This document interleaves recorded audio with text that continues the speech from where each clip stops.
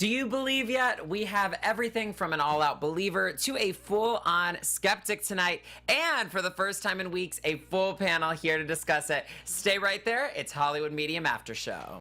You're tuning into the destination for TV superfan discussion, AFTERBUZZ TV. And now, let the buzz begin. So it's another Name That Tune, a little awkwardly laid back compared to last week's Family Matters, but we're leading in tonight with the theme song from Reba, which of course will have a direct connection to our reading, and more interestingly, I am here with a full panel for the first time in ages, so Hollywood Medium family, meet the fam. Hey guys, I'm Mina. You can find me on Instagram at Mina Makes Magic. Hi guys, I'm Russell Ray. You can find me at Russell Ray Silva on Instagram. I'm ready for this. Hey guys, I'm Drew Jones. You can find me on Twitter and Instagram at OKDrewJ.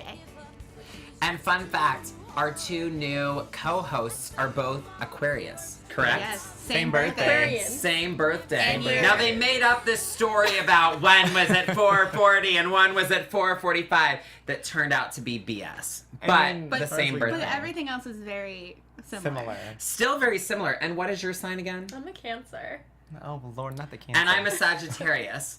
So here we are, ready to talk Hollywood Medium and apparently some astrology tonight. So ready. So tonight's readings begin with Joanna Garcia Swisher, which of course is the reason that we came in with Reba. What did you guys think about Joanna's reading? I started crying during it. I don't know if you all noticed, but it was just really emotional. I know that's true. Okay, Welcome to the panel. I see everything. No, I just thought it was really sweet. It was a good kickoff to the show. She was like, I love that she like threw all the jewelry at him at once. He's like, what do you have to bring? And she's like, here. Just all She brought of it all to the Well, table. and they all went with different people. Yeah. And he was like, wait, this is going to be too much coming through. Because she just dumped it all in his lap. I love that she was wearing all of it though. She was like, just take this and I'm just gonna. She's like, I'll like keep the this in my necklace. safe. She literally wore it all, which is an odd way to take the items. Yeah. She just wore the items in. She was just really excited. I think she was trying to just embody it, the whole thing. You know what I mean? Like, it was like a family reunion. Well, and I've said before on this show, I love when people go in and they're open. Like, the skeptics, I feel for them. It makes for an interesting reading, and, you know, they end up with shock and awe. But I like when people go in and they're like, I'm here. I'm open to receive the messages. And she certainly was. Yeah. Yeah, definitely. Tyler said on Twitter he did not recognize her because she has changed so much since he was on Reba. But he said when he put the pieces together, it was so odd because he had Reba on all the time at his grandma's house, which oddly enough, I did too. My grandma watched that show. And she was, of course, Cheyenne on Reba, for those of you who watched that series. And so super interesting. He didn't recognize her, though, at any point in the reading. But if you're a big fan, how do you not recognize that? That'd be like if J-Lo went blonde. I'm still going to recognize who she is. No, but it tripped me out, and I obviously watched it at my grandma's, and when she said Reba, it took me a second to figure it out. Okay. I don't know. I mean, I think she looks the same from what I can remember. I thought she like, I don't know. You don't think she's changed at all? I mean, like, I think like she's not rocking like early 2000s fashion anymore, but like, I think she looks fairly. But he's in similar. like information download Yeah. mode, That's not true. like Yeah. red Yeah. carpet, recognize the face Yeah, mode. that's fair. That's fair. Well, not only that, it would be like if you're walking down Hollywood Boulevard and you see someone, you're like, I know them, but you just can't pronounce their can't name place because you're it. just in place to go either to work or whatever. Like you had with an AfterBuzz host earlier tonight, Oh yeah. where she couldn't ASAP. place it. Oh yeah. Asaph Gorin, who's an AfterBuzz host, who may be live right now, actually, in another studio on So You Think You Can Dance, Yeah. who you didn't place. So Yeah. now case in point. Mind blown. I was like, wait, there you are. Are you the one? Are you the one? So this man comes through who we find out is John, the father of her sister-in-law, and a pilot who passed overseas. There were some morbid, I guess there's no non-morbid deaths, but like there were some morbid deaths tonight. Yeah. Like a plane wreck is kind of morbid. Yeah. And a murder, which we'll get to. That was bad. But like the overseas, like I couldn't imagine losing someone overseas, and you know what I mean? You're expecting that person to come back, and it's like, oh, we'll go to lunch, we'll go to dinner sometime soon. I think sometimes we take all that for granted. Was he, to my remembrance of the episode, was he a military pilot? I don't think he was. Then who's just a pilot? Yeah, I don't think. Because, you know, it's not a high-risk profession. Yeah. by and large. Yeah. Like, if you have, I have plenty of friends whose dad is a pilot, whose uncle is a pilot. You don't think that when they go do their flights for Virgin or Delta or whatever, that they're risking their lives. Yeah. So, I mean, that's a horrible. Then we had, this is the reading with the murder. She just had all the morbid deaths in one reading. I got confused. So then we had Hector and Debby, these two very close family friends, and he said it was not a natural death, which is like the eerie line of what was it. Of course, knowing this show, it's going to be a murder or a suicide or whatever. But Hector and Debby, the very close family friends, this question of are they together, which made them, lose at Tyler's ability. What do we think of the whole Hector and Debby part? I was so interested in the person they kept talking about, the toxic person who they kept giving money to.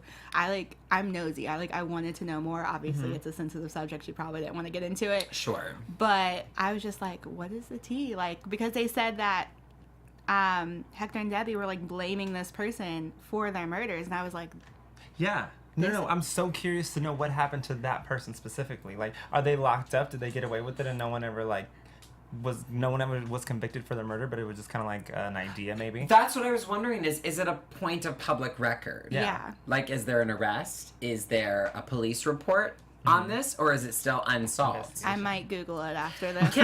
Okay, but what I wonder is, can Tyler get in trouble, though, if he legally says this person is responsible? I mean, I'm sure that's why they can't name them. But, like, could he get in trouble if he revealed this person is responsible for a murder and that's not legally documented? I don't think so. I've heard of, like, the police coming to mediums and having an idea, maybe finding, like, where a body might be.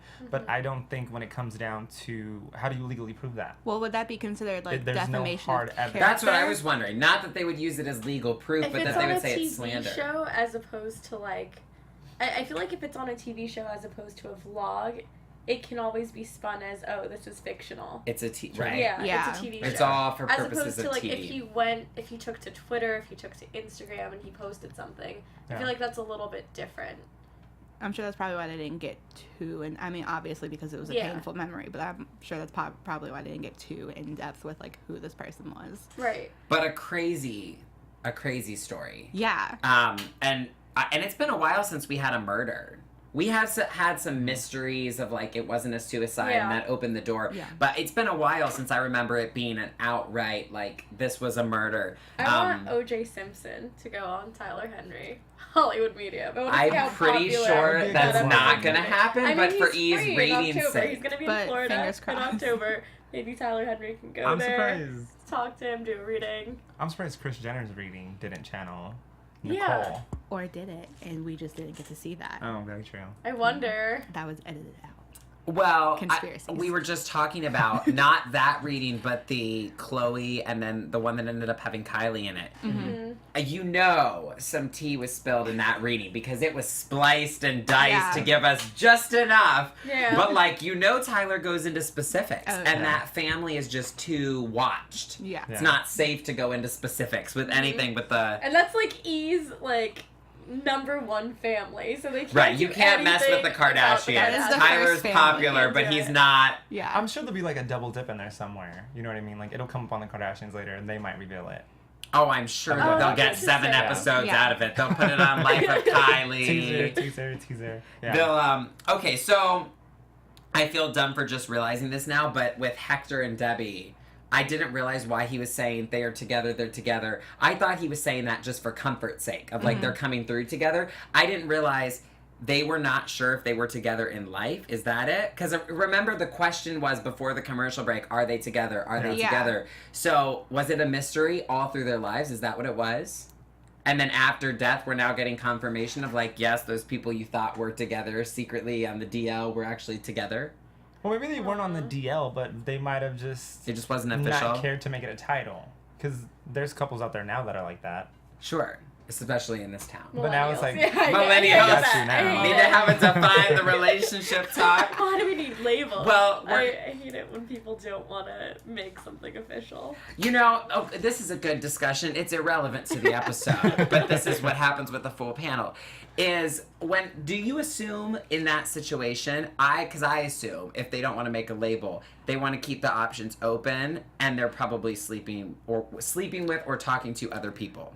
No. I don't assume that. I just assume that one of them has like some sort of commitment phobia. Okay, yes. Well, I agree with that because I'm that person. I don't have a commitment phobia, but the second you like are like, this is what this is, I'm like, oh. You feel trapped. But I have typical Sagittarius commitment issues. But I will usually not resist the like let's be in a relationship title unless there's other people on the horizon that I don't want to like give up. I like a good relationship, but like if you're just a good relationship with some coffee on the side. But if you're gonna rush me into something that I don't want, you know what I mean? Or like if you like someone and you're into someone, it's going there, but then all of a sudden they're like, we're gonna do this and we're gonna do that. I'm gonna take you to dinner. Well, when it's is like, it hold too up. soon? Am I the only one who's so different from the rest? Probably. I like something being locked in. I like that stability. Oh no, that's like clean. No. I like I something enjoy being it. clearly. No, I like it being locked in, but then I panic when they start talking about the future. Yeah,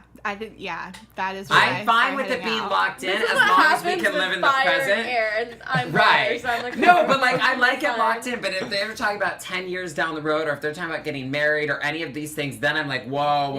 I agreed to the boyfriend thing. I did not agree. Anyway, we're so off topic. We need to move on to Chuck. But I need to say, because this was in between Joanna and Chuck, how creepy that Tyler hears things all the time in his house, which he said on Twitter. It wasn't just this one time. He said, he's done over 125 readings for this show. Mm-hmm. All of those people that have come through. And he said this happens to him all the time. And I thought, how horrifying. Yeah. It's like a living nightmare. Literally. That would freak me out. Like, wouldn't you would be like asleep like this? And you'd be like, would you get a full night's sleep? I'm surprised the poor kid doesn't have bags under his eyes. I don't think that he's scared by it at this point. I think it's like a nuisance. Wouldn't you want to, like, we know he loves his reality TV. I'm sure that he wants to watch that Jersey Shore reunion and not have somebody's dead aunt haunting him. It's not haunting, but you know what I mean. Yeah, just like coming through and... Do you know what it feels like? Do you remember the movie Beetlejuice? Like how they were dead and only certain people could see them and the rest couldn't? It's like... Tyler can see these people that no one else can. It's just so weird. Like, are we not tapping into another world that exists? And do other people have this... Like, do we all have the capacity to do it? We just haven't unlocked it. I don't think so. I think it's like being a baseball player. Like, not everybody can be a major leaguer. You know what I mean? He's a medium. But I think some people have... I think that some people do have innate gifts. Like, I don't think it's like you can just sign your 8-year-old up for medium classes and they have an equal shot. Although I will tell you guys, in my psychic reading on Tuesday, he was like, do you have medium skills? And I was like, no. I mean, I think that I get information sometimes, but never, like, medium. And he was like, you should open up to that. You do. And I was like, oh. But did you get directions on how to open it? Like, how do you open up to that? No, it was only a 30-minute reading. And I should have done an hour. What? That's what Tyler he wanted. scribbles. He wanted it. He wanted just you start to do scribbling. longer. Yeah, like maybe you should just See like what let your hand kind of like twitch out a little bit. And see what happens. I didn't even, honestly, I really just wanted it to be a psychic reading because the relatives that came through took up too much time and were inconvenient. I'm sorry, Great Grandma Greaser, I appreciate you. But it was just really, I did not need that much of the reading. And they were like, you need to heal your dad issues. And I was like, I know. Anyway, this is off topic, too real. Chuck Liddell, the MMA champion. What did we think of this reading? I love him. I love the fact that he was so macho, but then he was like, he had a little bit of a quiver of the lip, and then he was like, oh my gosh, like, I can't believe, He let his walls down faster than Jaleel last week. Yeah. For sure. Jaleel, I can't with Jaleel. I love a good non-believer. Like, that gets, like, their life rocked. Because, like, they say something so specific that they're it's like... so much better TV than having someone who's open to it. Like, I when think someone that's is why such they a mix huge it. skeptic. Yeah. Because I was sitting there tonight, and for a half second, I was like, with a 15,000 person wait list, and just literally on Monday, I talked to a actress who's well known who wants to do a reading with Tyler, and I was like, with how many people are super big believers, why are there still people that are skeptics that they're bringing on? And then I was like, oh, because it makes a good mix of television when you have non-believers. Mm-hmm. So Chuck was our non-believer tonight. And it has to resonate with the audience as well. Like, imagine how. But are non-believers still watching the show? Yes. Oh, I think so. I still watch it. I think so. I think they watch it just to criticize it. You know what I mean? Yeah. They're like the People hater do mean hate girls in the corner watch. of the There's room. the Like, whole don't watch separate it. topic, but I think that people do hate watch. There's quite a few shows that I like hate watch, and I just can't. Like I'm like too. what, Drew? Welcome to the panel. I keep saying this to just you. Welcome to the Like panel what? to you too. I hate watch The Real Housewives. I don't think it's a hate anymore. I think I just tell myself it's a hate, so I like feel better about it. It's a love watch on the low, but in the beginning it was a hate watch. It used to be a hate watch. Yeah, but now I'm like, why am I now watching like Potomac? That's what me with The Bachelor and Bachelorette. I used to hate watch. I love it. One of those shows. Well, I love it. It's so I'm good. not hate watching Tyler. I'm a believer, and I think Chuck did become a believer tonight. So his grandfather comes through with this stump story of moving this stump, and I was like, what an MMA story. I was like, I'm bored with this stump story, but this obviously was very significant to him. Okay, what do you guys have any thoughts on the ADHD thing? Because I thought it was interesting. I thought that was just such a small, like, specific story that I think that, like, was what really got him. Non-Googleable, right? Yeah, like, you can't. Yeah, like, I just feel like that was the story. Even, like, watching his face expression, like, he was pretty, like, stone cold, but his, like, eyebrows kind of were like, oh. Yeah, what's that? He had subtle movements. Yeah. I think that was important. Like, just to know that your protectors that originally, you know, protected you in this life are still there looking out for you in that afterlife. You know, I think that's the biggest issue with a lot of people is they never get that closure. But can they do anything even if they're watching you? Like, that's what I wonder. No, but he says I have your back. But you know what? I think the most interesting part is sometimes we become selfish. You know what I mean? So he said, my biggest regret is having my grandfather not see me fight. Well, in reality, his grandfather has seen him fight. He just didn't see his grandfather see him fight. Yeah. You know what I mean? So that was a good reassurance for him. Like, yeah, he's been there the whole process. Like, you're good, bro. Mm-hmm. That's true. It's different, though. I thought it was a very typical, and I love my grandparents, as I've said on the show before, but I think it was a very typical, like, older person story to not believe in ADHD and be like, that's not a real thing. Because I had teachers or various people, like, hint at or suggest, maybe you have ADHD and you really need to get tested when I was a kid. And my mom did not believe that that was a thing. And I did get tested in college, and they were like, oh, you really have a severe ADHD. I still do. But in any case, it was just, first of all, it was a nice detail for him in terms of being a believer. But also, I just thought it was kind of a very relatable thing for me of, like, I know what that's like for people to say, oh, you just get over it, whatever. And, like, this was a thing at one point I had to take medication for. I had to really learn how to deal with it in my daily life and not let it be an overwhelming thing. But I was like, you know what? I never thought I would relate to an MMA person. I mean, you know, I never suspected that. But I had a moment with Chuck Liddell and Tyler Henry tonight, so I don't know what the E-producers are doing to me.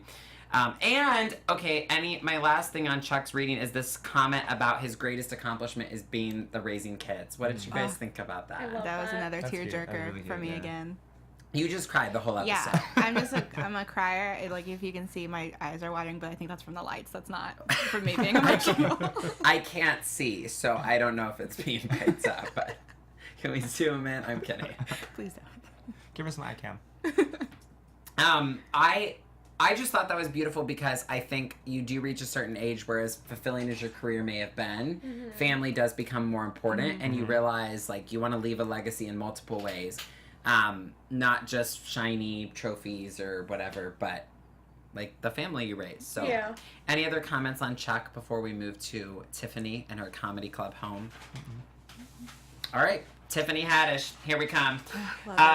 This was the first reading in a while that I remember at not at a home or something they own. Because she doesn't own that Laugh Factory. Right. Yeah. Like, I get Lisa doing it at Pump and whatever, but I was like, was this a sponsorship thing? I don't know. I feel like it Did the Laugh Factory sponsor? No, I'm legitimately, like, a really big fan of hers, and she really does perform there. Like, that's where she got one of her big starts with she has a story about Kevin Hart like coming out and giving her like $300 when she was living in her car, and it was at that Laugh Factory. So she really does have like deep what an ties. LA story. I know. How beautiful.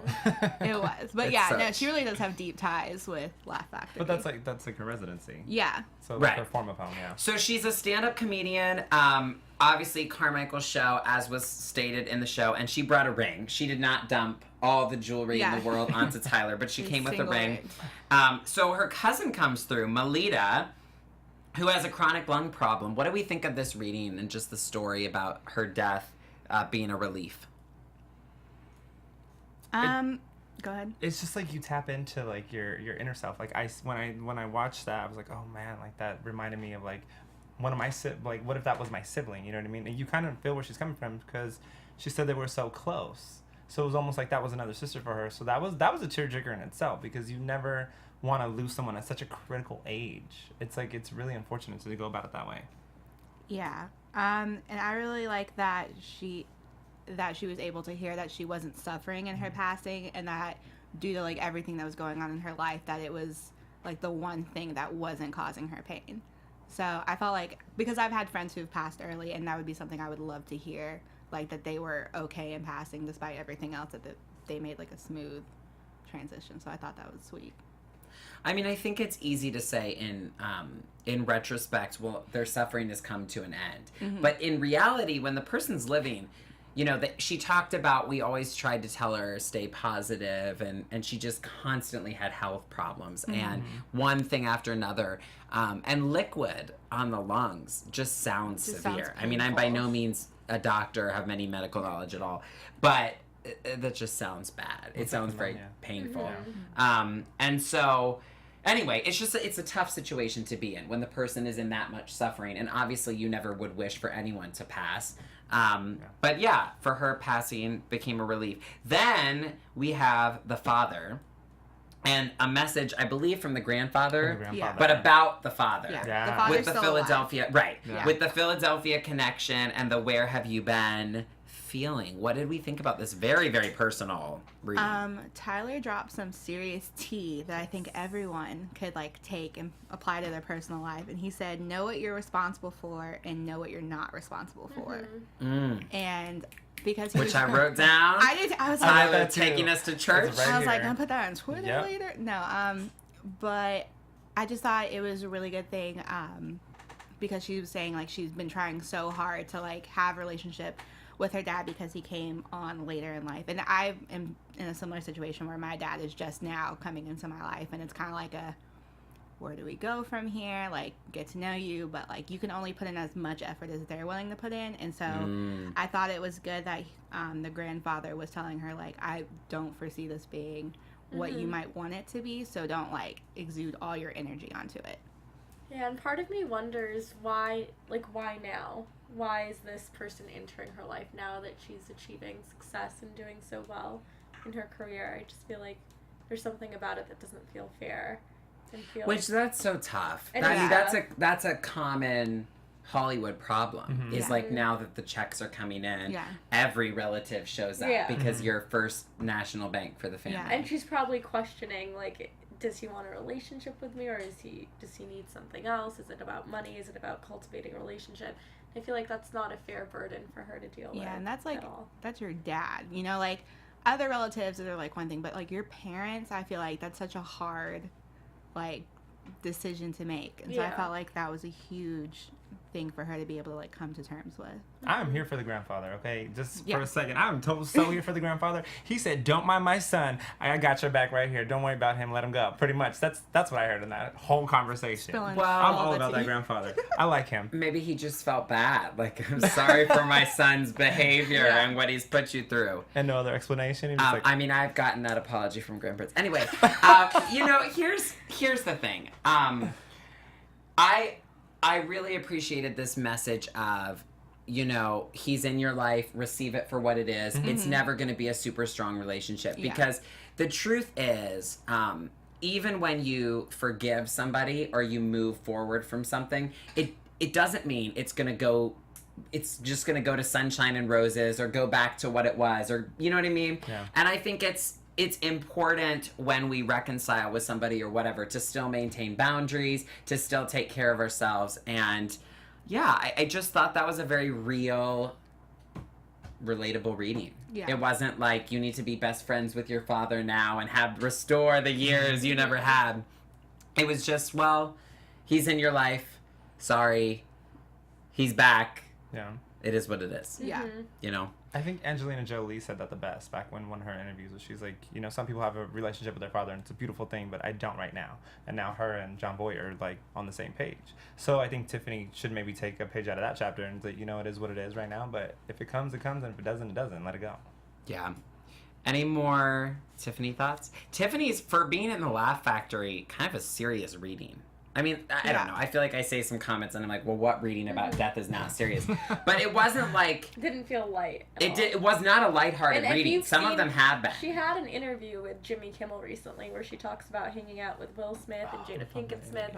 And she's such a light, fun energy that it was just interesting to see a completely different side of her. Well, I feel like with a lot of, because I do stand up, I feel like with a lot of comedians I meet and a lot of the comedians I look up to, like, they have like really dark past. Like, I feel like most comedians have really messed up like childhoods or something. So like, I wasn't really super surprised that she had some deep like stuff going on, but it was nice to see her handle it so like lighthearted.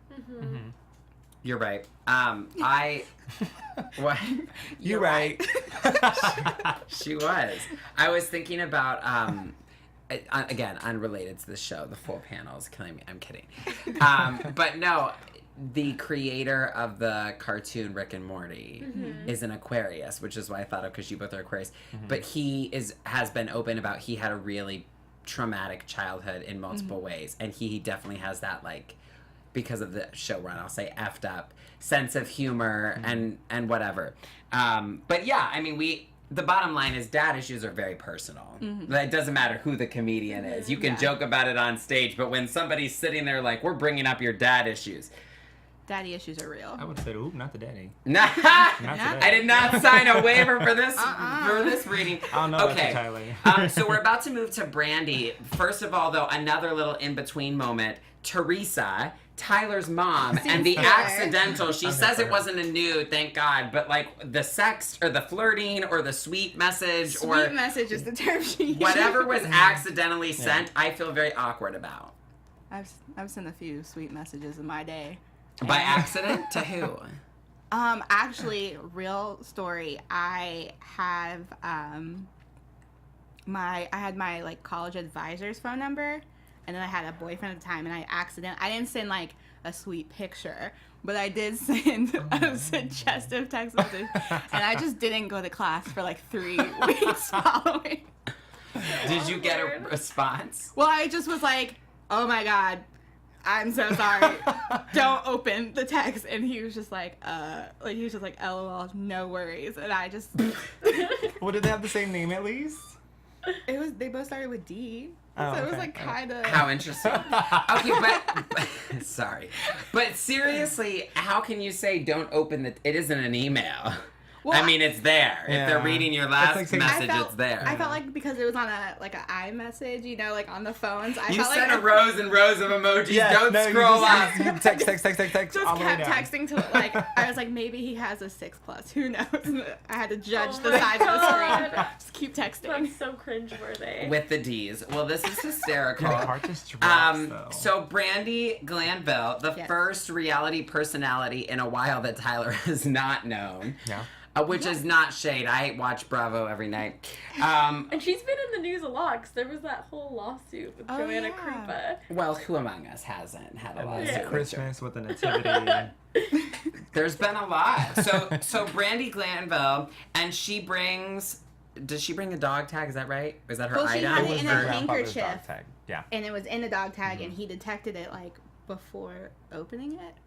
Weird. Like, she just handed the handkerchief, and so you just thought, oh, this was a handkerchief. And then he's like, I sense, like, I'm hearing something about a dog tag, and she's like, oh, yeah, that's what's in there. Interesting. I think he squeezed it. He was like, there's a dog tag in there. But, like, the dog tags are flat, and he wasn't, like, I was watching his hand, he didn't, like, Well, if he can get the details like ADHD, I mean, as far as I'm concerned, the dog tag is irrelevant. Yeah. But the grandpa comes through. The grandpa had a heart attack, and her mom was devastated. And this is the mom who's watching in the wings, right? Mm-hmm. What do we think of this reading?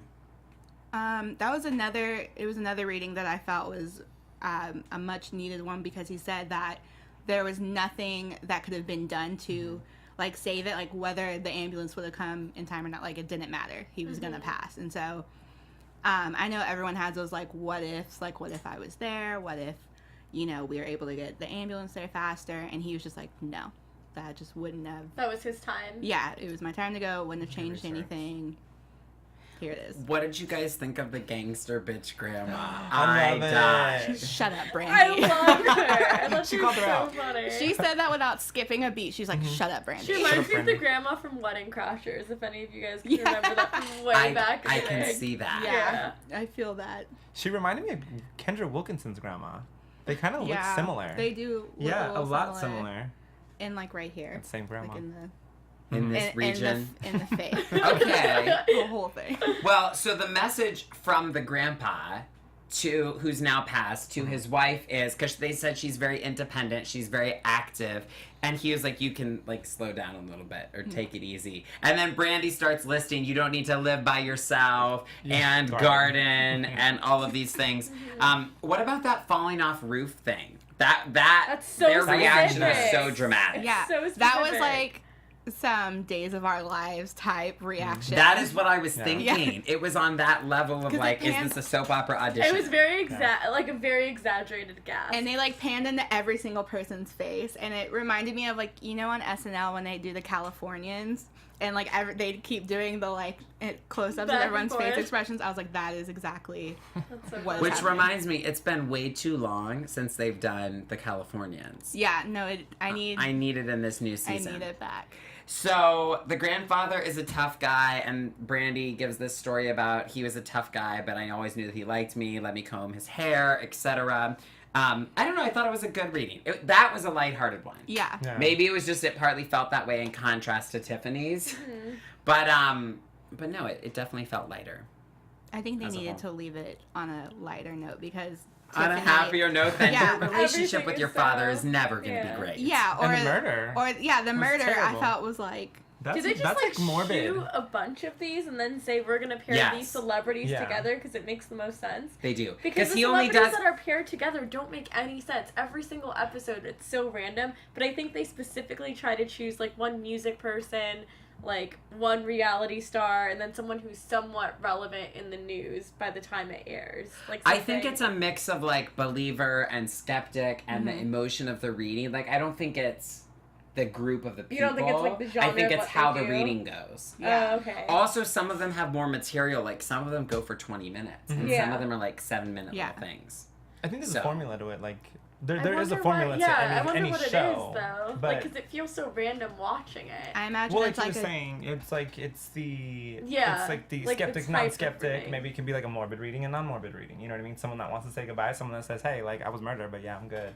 So they can't categorize it until after everything is edited. Well, Tyler says they do them all and then they piece it together. Okay. So there's nothing about the order that makes sense. Yeah, I imagine it's like a giant whiteboard with everybody's pictures and they're like categories, and they just that's true. And like switch it around, like on Unreal. I don't know if you ever saw. I was just thinking Unreal, which it needs to come back already. It wasn't on this summer. It's like a delayed release. I'm really sad about it. Okay, so before we go, my favorite thought of the week was Tyler saying you don't need to worry about ghosts. You need to worry about the living people, which I thought was so comforting and also such a Tyler thing to say, because just because it's, it's the unseen world and it's what we don't understand and whatever, most people are really scared and uncomfortable about ghosts. And Tyler's like, ghosts are not what you need to be worried about. It also felt cynical when he said that, though, in a way, because it's like, be more afraid of the people that you're surrounded with now than the people. No, but his point is like, when we pass on, like he said on Twitter tonight, people make peace with their death, they make peace with the circumstances, and it's like the higher parts of themselves, like their soul is what goes on. Yeah. So the ego parts of them that would have grudges and stuff, when do we hear someone that still has a grudge? Like people let go of that stuff, that ego level stuff, when they've moved on. So it's the living people who still hold on to it. They are the problem. Can I be honest, though? Because he said it to Brandi, in my mind, I instantly thought that was going to be, like, her new tagline for, like, the Real Housewives. Ghosts don't scare me. It's the living people I'm afraid Can't you of. picture her just, like, holding her orange, just like, ghosts don't scare me. What would be your Real Housewives tagline? Oh New God. panelists. Oh, Lord. New nose goes. That's not my tag. I'm just saying I won't. My tagline. Oh, wow. Oh. Maybe like, This is a compelling discussion. Hollywood's a mess, but I'm not. Okay. Or I'm the hottest of the messes. I was going to say mine would be the opposite of that. And it'd be Hollywood's a mess, but so am I. I like that. That's Oh. actually really good. But with, like, a chugging of, like, some white Zen while that's being Boom's voiced fine. over. Great life decision. Always. Well, what an episode. From Yes. murder to daddy issues to ghosts and living people. And the new messes of Hollywood on the panel. Yes. We love them. Tell the people where they can find you on social media. You guys can follow me on Instagram at Mina Makes Magic. You guys can follow me on Instagram at Russell Ray Silva or on Twitter at _Russell_Ray. You can find me on Instagram and Twitter and all other social medias at OKDrewJ. And you can find me on Twitter and Instagram at Dr. Lovegrove. Please like, comment, and subscribe on YouTube as well as iTunes, where your comments are very, very helpful. Follow AfterBuzz TV on all platforms as well. And we will see you next week for one last episode. Yes, It's come the to an good one. end. The season 2 finale of Hollywood Medium. We'll see you then. Bye, guys. From executive producers Maria Menounos, Kevin Undergaro, Phil Svitek, and the entire AfterBuzz TV staff, we would like to thank you for listening to the AfterBuzz TV network. To watch or listen to other after shows and post comments or questions, be sure to visit AfterBuzzTV.com. I'm Sir Richard Wentworth, and this has been a presentation of AfterBuzz TV. Bye. See you later. The views expressed herein are those of the hosts only and do not necessarily reflect the views of AfterBuzz TV or its owners or principals.